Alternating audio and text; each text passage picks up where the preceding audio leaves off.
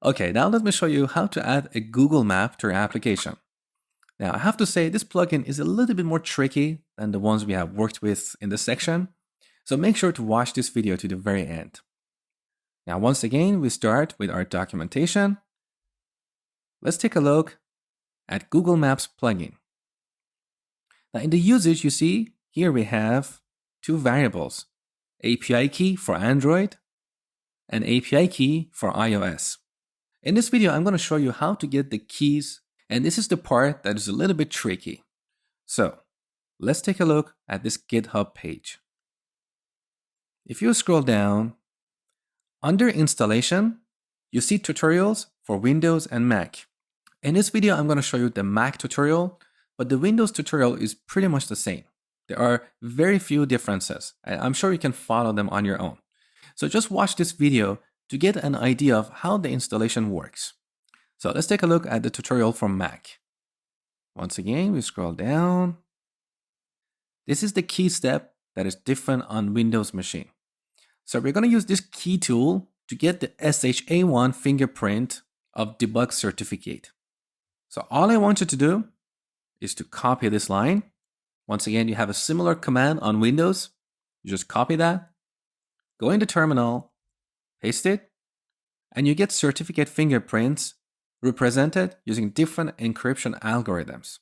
As part of adding a Google map to our application, we're interested in this one.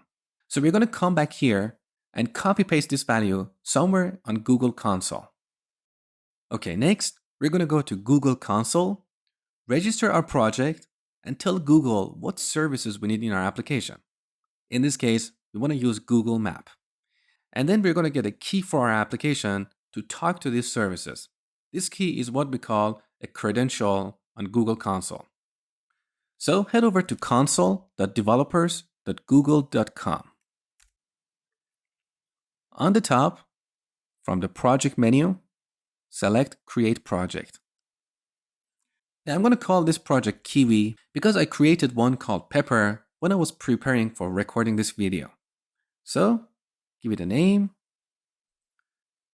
Okay, now the project is selected. Let's go to the library page, scroll down. Look, here we have various libraries that we can add to our application. In this video, we're going to work with Google Maps Android API and Google Maps SDK for iOS. So first I'm going to add the Android API. On the next page, we need to enable this API for our project. Okay, one more time, we go to the library page, scroll down. This time we're going to add Google Maps SDK for iOS. Again, we enable this API. Done. Now on the left side, we go to credentials, and this is where we create a key that we'll use when adding the Google Maps plugin to our application. So credentials, we need to create two separate credentials, one for Android, one for iOS. So click this button, create credentials. And from the drop-down, select API key.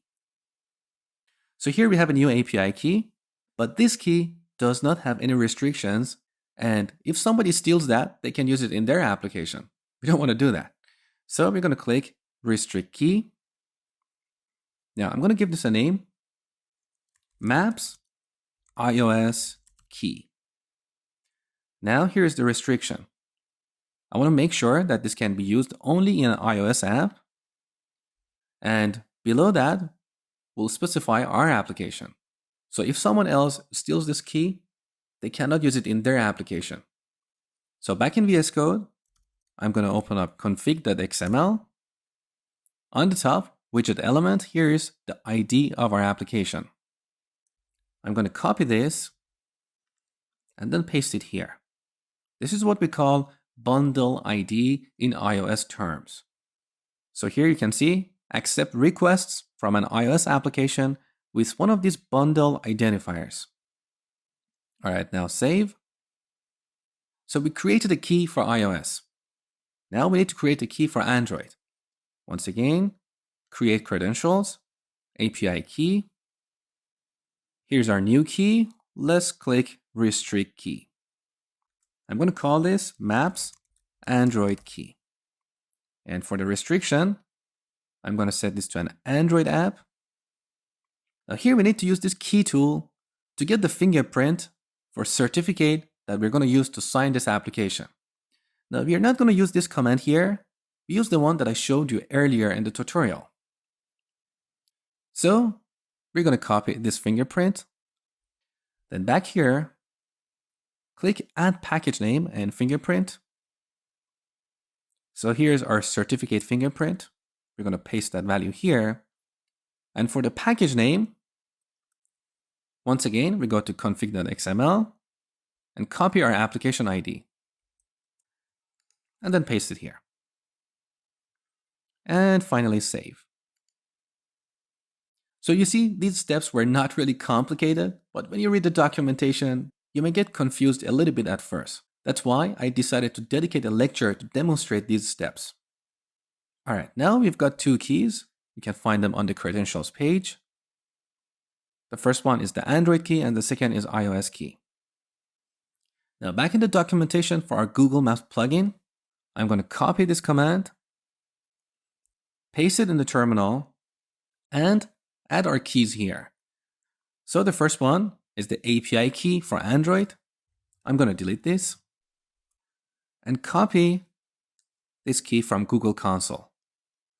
Paste it here. And then I'm going to replace the iOS key. Once again, copy this, paste it here. And finally, save.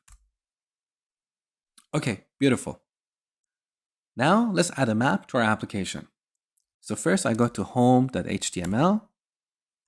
I'm going to delete everything here and add a div with the ID map. This is the container for our map. Now we go to home.ts.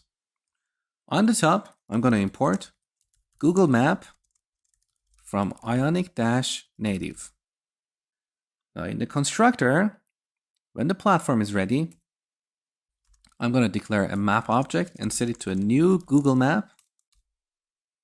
Now here in the constructor, we set the ID of the element that is the container for our map. Now, if you look at the documentation for this plugin, you see a different approach to initialize a Google Map object. Here the documentation is using document.getElementById method. But I don't like this approach because in Angular, we should not really work with the document object. So I would prefer to use a string here. All right, so this is how we create a map object. Now the final step. We need to go to home.scss and apply a couple of styles here. So this page-home is the selector for our home component.